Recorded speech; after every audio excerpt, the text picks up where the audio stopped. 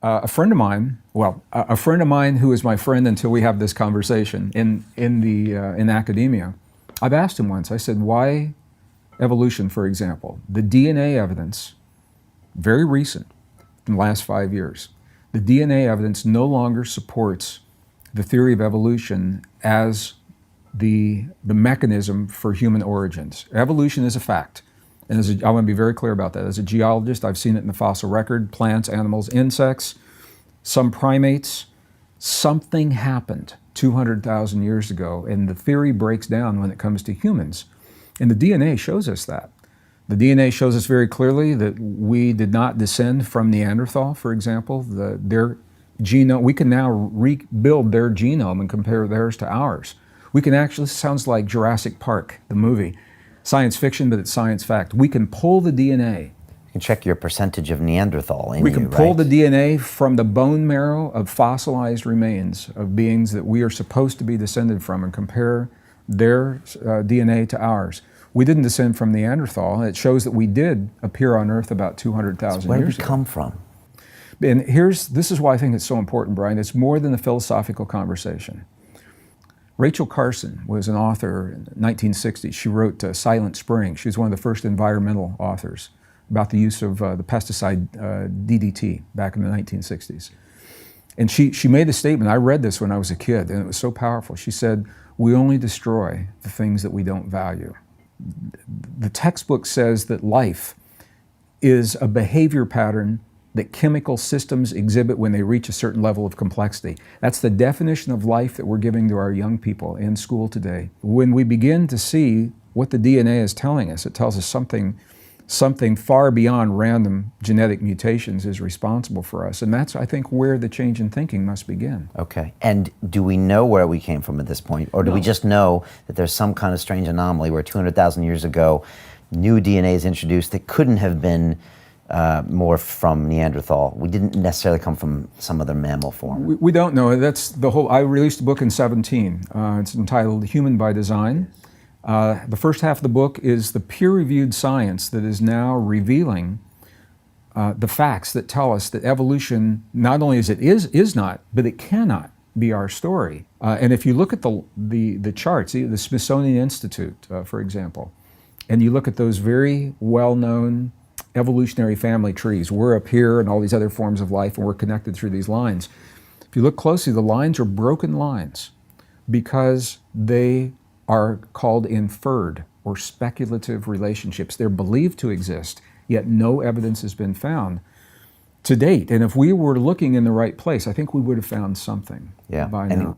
And whoever makes these rules, they end up having power. And even if it might not be obvious why they're doing it, there is power there, because if someone can try to convince you that this is the model here, there's all sorts of things that come with that. And then there's the status quo, and like you said, your own relationship to even who we are. So you're saying, look, the facts say this, we need to start, because you're a scientist, you're about the truth, and us finding a better outcome with this truth. Well, within the context of the world that we live in today, this is the key. I firmly believe that when we begin to understand the truth of who we are, the reasons that we hate begin to vanish. The hate is based upon a way of thinking. We've been taught that nature, for example, the fundamental rule of nature is competition, conflict, struggle. And when I say that to an audience, they say, okay, Greg, big deal. Charles Darwin, he said that was 150 years ago, but hey, this is the 21st century. We have the internet. What difference does it make? And it's a really good question. And the young people, when I speak to the young people, they're amazed at the answer. And the answer is, yes, this is the 21st century. And the society that we live in today, the foundations of the society were put into place in the late 1800s, precisely at the time the theory of evolution was being embraced wholeheartedly by the scientific community. Our economic system is based upon this theory of competition. Our corporate system is based upon this theory. The way we share vital resources, energy, and food, and water in the world, it's all based upon this thinking of competition, conflict, struggle, scarcity. This is what we said to the UN. And as we globalize our world, and we're not turning back, we aren't going to go back to the world. I'm amazed how many people I talk to, some of my family members included, that say, you know, this is a speed bump in the road of life, and they remember what used to be, and they say, well, when things get back to normal, you know, we won't have these problems. I said, well, you know, what do you mean? They said, you know, when things go back to the way they used to be. We've never, as a society, we've never been given the opportunity to mourn the passing of the world that became familiar to us earlier in our lives, and that world is gone, and we cannot go back to a world that no longer exists. And as people begin to embrace that we are now living the new normal moving forward, this isn't a temporary speed bump in the road of life. It's a very, very different way of thinking. But as we, and when I say mourn, I don't mean we have to have a big, you know, outward, you know, sad expression. It is the acknowledgement that the world changed, and so many of the things that were familiar to us no longer exist. What would it be like, Brian, to have an entire generation of young people raised on this planet that believe that nature likes them, that they live in a world where they don't have to separate themselves from the very elements that constitute their bodies, that working together to achieve something is in harmony with the world around them rather than trying to beat someone else. And when I talk about competition, I'm not talking about a friendly game of chess or, you know, soccer. It's what's called violent competition in the biological world. That is not the fundamental rule of nature. And the more violent competition we see in the world, that tells us how far we have strayed from the truest laws of nature's harmony. And that helps to see a lot of what's happening in the world. This is what we said to the UN. Peer-reviewed science, some of this published in British journals in the year 2016-17. The journal Science, for example, was telling us that the new discoveries are that nature is, the fundamental rule of nature is cooperation. That is a 180-degree shift from everything that I was ever taught. What the DNA studies are now showing us is that the DNA that gives us our unique humanness, makes us who we are, that gives us our ability for sympathy, empathy, compassion. The neocortex, I know some of your other guests have talked about, it's the largest part of the human brain, 6 layers of the brain. Very unique neurons, no other form of life has. What gives us those things is a fusion of DNA that happened 200,000 years ago. Chromosomes were fused together in a very precise way, and beyond the fusion, after the fusion happened, there were portions of those chromosomes that were added, portions that were taken away, and stabilized this fusion in a way that scientists tell us cannot be the product of evolution as we know it today. There appears to be an intentionality. And this is where science now is in forbidden territory, because if there's an intentionality underlying the way these chromosomes were fused, it implies a purpose.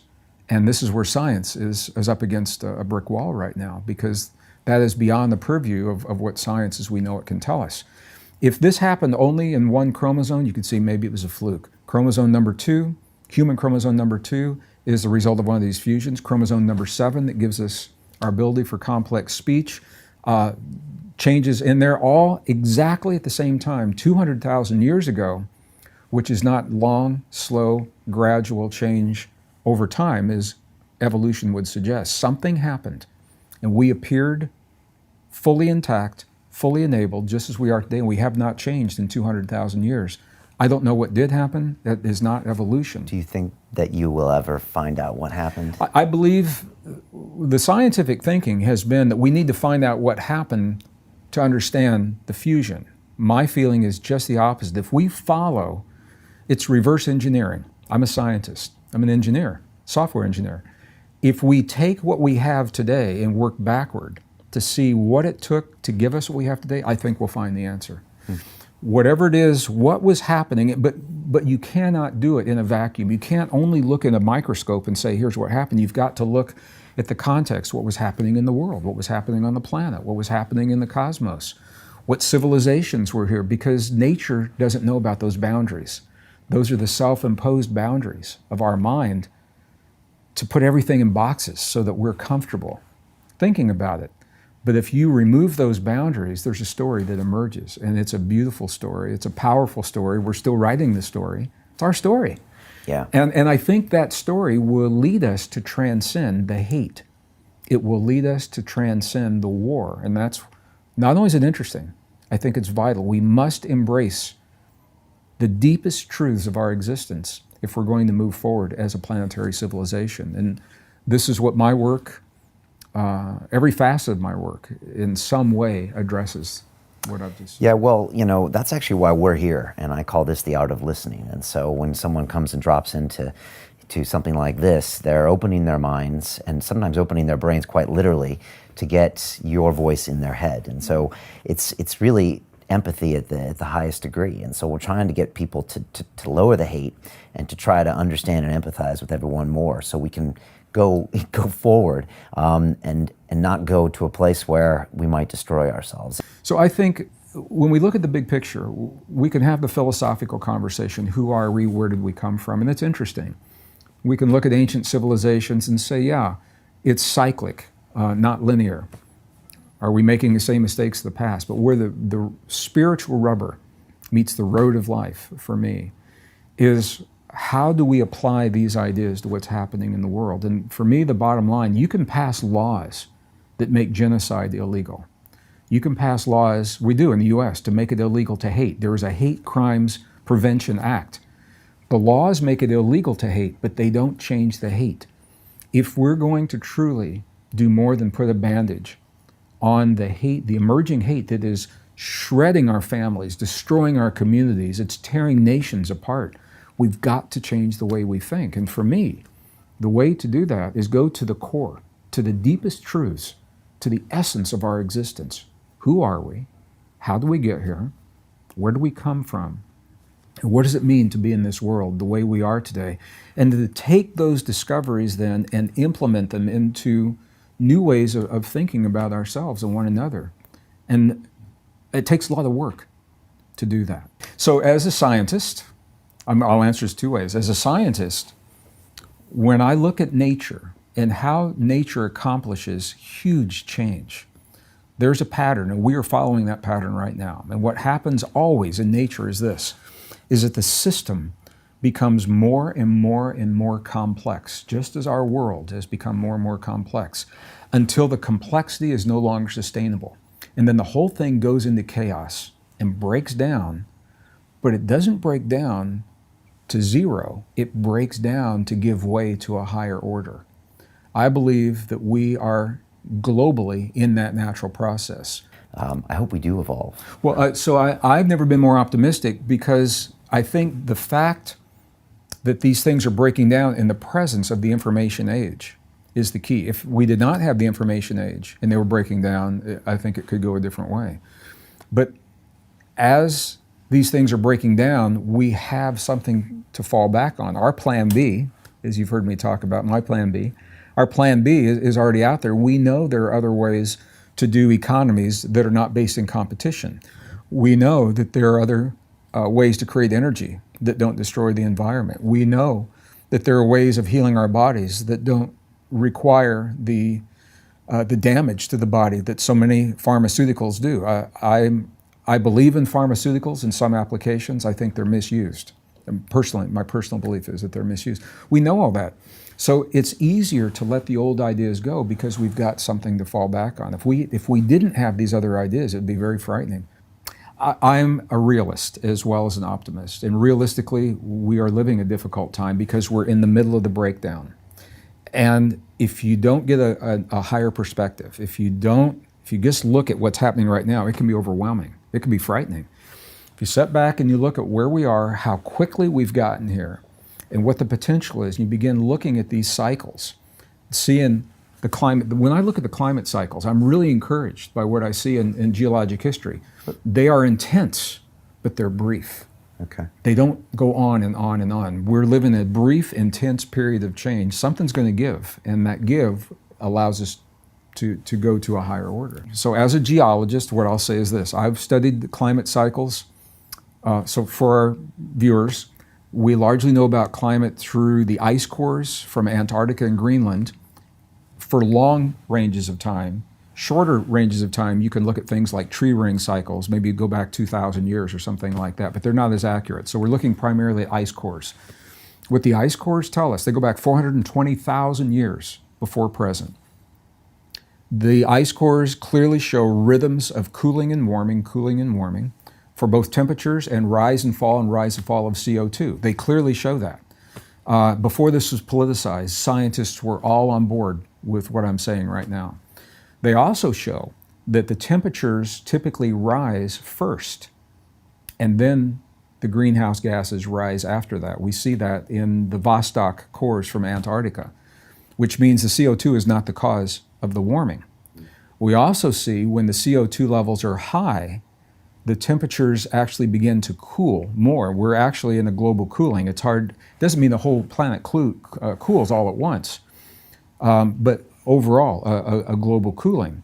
My concern is if the Earth cooled as much as it cooled in the past from the natural carbon dioxide, and we are contributing so much to that carbon dioxide right now, what is that going to mean for our future?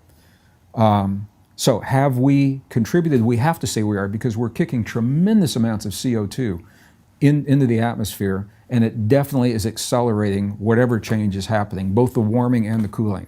So to be very clear, global warming is a fact. I'm not denying that.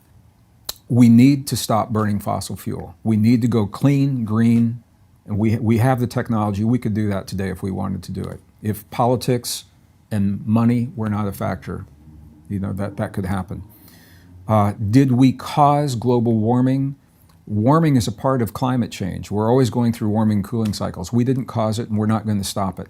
I can show you some awesome peer-reviewed scientific data that supports that from scientists who are not beholden to a corporation or a university, have nothing to gain and nothing to lose by sharing the facts. Do we need to change the way we live? Absolutely. The moment I started speaking about spirituality as a scientist, I lost my credibility as a scientist. So I have nothing to lose by being very honest with our viewers. Why does that have to happen, Gregg? Why do you have to lose your credibility as a scientist when you talk spiritual? Science, because that is beyond the purview of science, likes to work in boxes. And what we're talking about, Joe Dispenza, Bruce Lipton, myself, we tour together, we write together. I wrote the foreword for his last book.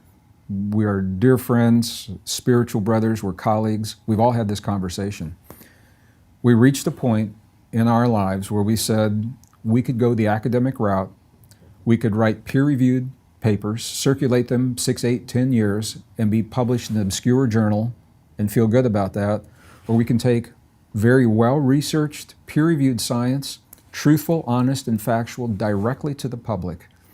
And we all felt independently, before we even knew one another, we said, we don't have the time to go through this peer-reviewed. Nothing prevents us from doing that. We still can write white papers, and we could submit those for publication, and we're working on some of those. But I'll give you a perfect example. I published the book in 2007. It was called The Divine Matrix.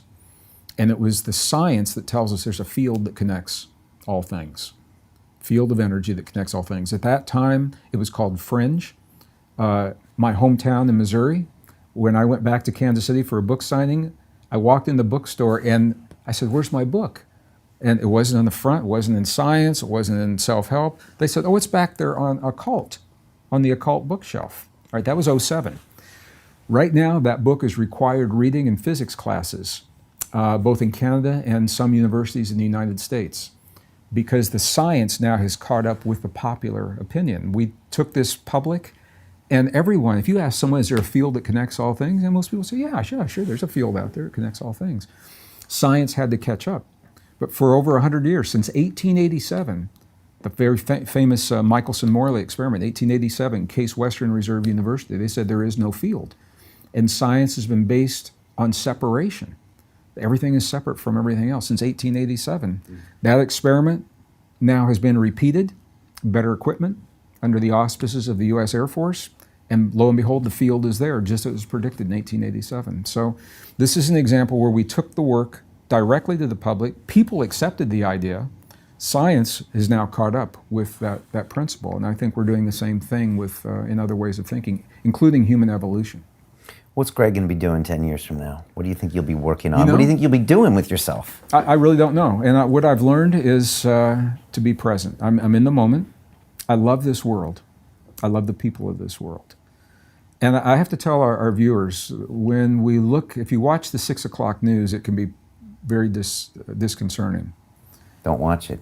Well, in the last 30 years, I've been on every continent of the earth. Not every nation, but I've been on every continent, except Antarctica. I haven't been to Antarctica yet. And what I've found is the people of the earth are good. We as people, we're okay. We generally care about one another. We know how to work together. We are tolerant of one another. But we're a family. We're a global family. And most people, I think, sense that. And for me, that's very reassuring. As I go, wherever I go in the world, I love the people. They generally care about me. I don't know that they love me, but they certainly care for me when I'm there. And it's very reassuring to see that it's not the people of the world that are doing this right now. And I think we all have an intuitive sense of what it takes to live and work together on this world. We all want the same things. You've heard this a million times. So, good life for our children, basic necessities, clean water, food, safety. We all want the same things. And I think we are moving very quickly toward a world that is going to reflect those deepest, most sincere needs that we feel from one another. But 10 years from now, I really don't know, because the world is changing so fast. What I found is that it actually doesn't serve me to make the plan. What I will say is I have a 3 to 5 year rolling business plan. I know what I will be researching, talking, writing about every three to 5 years, and that continues. And I've got some awesome research, archaeological research that I'll be publishing that supports many of the things that we're saying right now. Yeah. What's something in your daily practice that is non-negotiable for you? What is something that makes you... Two things. Okay, tell me. Two things. What I choose to put into my body, I learned a long time ago, is more than just filling the empty space of my stomach. When I was researching the ancient texts, there was a sect called the Essenes, the ancient Essenes. Mysterious sect 500 years before the time of Jesus. Jesus, as a teacher, was taught in these Essene, E-S-S-E-N-E, Essene traditions.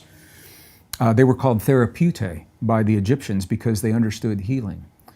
And when the Master, Jesus, when he was asked by his students, what should we use to nourish our bodies, he answered them in a way I think it was so profound 2,000 years ago. And every meal I think of this. He says, if you put living food into your body, it will give you life. And if you kill the food that goes into your body, that dead food will also take the life from your body. And I can't think of a more profound way of saying the closer that we can eat to the raw and natural foods, processed foods aren't really foods. They fill the space, but they're not really food. So non-negotiable for me, the best quality of food that is available for me in the moment. If you're on an airplane, and for a few hours in the air, I have to eat something a little different, and that's the best I have in that moment, then I'll have that, and it's fine for me. And then when I get to wherever I'm going, I'll have something that's really good. So the nourishment and movement. My promise to myself is every day, sometime within the 24-hour day, I will do either a breath or typically yoga. Yoga. I'm a night person, and so often my practice will start about 5 minutes to midnight. Okay. And you'll do like a 30-minute or 45-minute? Yeah, it just depends on where I am, how jet lagged I am. Yeah, but a lot of my books are written between 11 p.m. and 3 a.m. I'm a musician, as I mentioned. Musicians, when we play music out, we're usually playing into the wee hours of the morning, so night works really well for me. Yeah. And so otherwise for food, something that's so kind of raw vegan, or just something that's close to the source? When I'm at home, I prefer raw vegan. It's very difficult to eat raw vegan, and it's just about the quality of food. As little processing as possible. I don't do a lot of creams and sauces, and in other words, I eat for nutrition, not necessarily for taste, but I've learned that when something's really nutritious, it tastes awesome to me. So a salad, for example, rather than covering it with a lot of stuff to make it taste different, I've learned, and to me, the salad all by itself tastes really, really good with no dressing on the salad. Every lettuce has its own flavor. You know, a Bibb lettuce is different than a radicchio, you know, and carrots are different all over the world, and you know, and I love that. So, well, something's working, because I think you're in your 60s and you look like you're in your 30s. So. oh well, thank you. That's good to know today. If I got a bunch of friends together, maybe it would be, you know, Bruce and Joe, and asked them what's Gregg's superpower? How is he able to do all the things he does? What would they say? What would they say allows you to do those things? What would be your superpower, do you think? Superpower. Yeah. Wow, I've never been asked a question that way before. Bruce has said many times to me the reason he enjoys working so much is because of my integrity. And Joe said something, that's why he invited me to write the foreword for his book. He said, your integrity is uncompromised. So I'm not sure what it means to them. For me, what's important is to be genuine, honest, truthful, kind. Kindness, I think, is really, really important. We can be honest with other people about what we're feeling and what we sense in the moment, but there is a way to share those feelings that can be done kindly, or it can be done in a hurtful way. And I think honesty, I believe there's a responsibility being a public speaker on a stage. When I'm looking out in the audience and the 2,000 or 3,000 people out there, and I know some people that have come to listen to me can be in very fragile places in their lives, be in very, very delicate places. And I have to ask myself, when I'm going to share something, what is my intent in sharing this? Who does it help? Who does it hurt? How is it heard? And is there a way that I can share this still honest, but in a way that is non-judgmental, and that is not hurtful? And I'm a student of learning what this, and I'm also a student of listening. I've learned to become a good listener, and I'm still learning. And I've learned to listen from the people that I spend time with. What words work for you and what words don't? And it's different. So when I speak to, we're doing pilot programs with young people, and I have to use a very different language to elementary school and middle school, high school. I work with elders sometimes. Very different language with elders, and they have a very different attention span. When I'm with my typical audience, I can use my scientific language or lingo. If I'm with a technical audience, I'll use a different language. So it's about honoring those in my presence with a way of communication that's meaningful to them. What scares you? You know, I was just asked that recently, and I have to say, nothing. I'm at a point in my life where I honestly have to say I'm not afraid of anything. And I was also asked what mistakes I've made in my life, and I believe I've made no mistakes. And I'll tell you why I believe that. I think some of the outcomes could have been maybe better than others. Work is love made visible. 10 years old, I embraced that philosophy. And what that said to me was, whatever I say yes to, if I say yes that I'm going to do anything, if it's a video, a book, if I'm loading a boxcar or whatever it is, if I say yes, that means I'm committed 1,000,000%, and I will do my very, very best. And if I've done my best and I cannot do better, and it doesn't turn out the way I expected, it cannot be a mistake, because I did my very, very best. If I entered into it anything less than that, it could be a mistake. If I went into something and said, I don't really want to do this, but I'm going to do it anyway, or they're only paying me a little bit, so I'm not going to give them as much, that's not honoring my commitment. And that's where mistakes can happen. So I honestly can say I feel I haven't really made mistakes. I have had learning experiences. And when I think about the world today, I was just asked this recently, I can't really think of anything that frightens me, because there's a part of me that knows that I have within me the ability to transcend whatever it is that life brings to my doorstep. And I had to learn that through going through what are called dark nights of the soul. I've had a couple of them in my life. And you come out on the other end. You can come out devastated, or you can come out stronger. I was blessed to come out stronger. And in that strength, it has empowered me to see life differently and to think of life differently.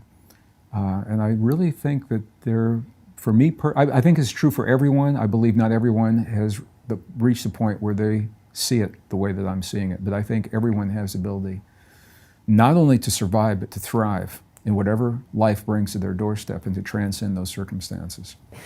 Gregg, this has been an incredible conversation.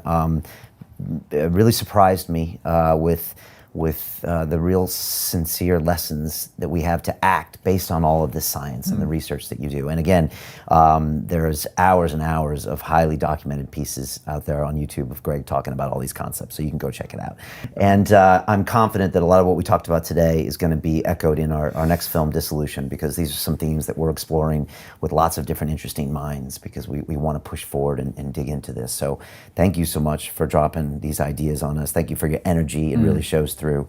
Again, I'm so glad we had you in. You keep great company, and you more than exceeded my expectations. And again, this is what we're trying to do here. We're trying to put out these ideas, to literally put them directly into people's brains, so we can change the collective consciousness. And it only takes, like you said, an idea well presented with integrity to make humanity say, okay, maybe this is where we need to go. And again, when in chaos, a lot of great things can come out of that. Yeah. And we've seen that in our personal lives, we've seen that in history. And so we should all embrace this right now, knowing that it can lead to something greater. And I really appreciate that message, Gregg. So on London Real, we say it's about the journey. I wish you well on yours. Please come see us again. And I'll wear my cowboy boots next time as well. Brad, I want to take just a moment. I want to thank you and acknowledge how important it is what you're doing here. I travel the world, and it is rare for people to have the opportunity to have presented to them in a way that is with integrity and that is done really well, honoring them, the time they're going to put into viewing something, a venue where they can see new ideas and to share just conversation in a way that's meaningful to them. So I want to thank you and your team. You've got an awesome team here. Thank you for your trust and for taking a few moments to share your day with me today. I appreciate it. Well, it's our pleasure. Thank you so much. Well, All right, thanks. Gregg.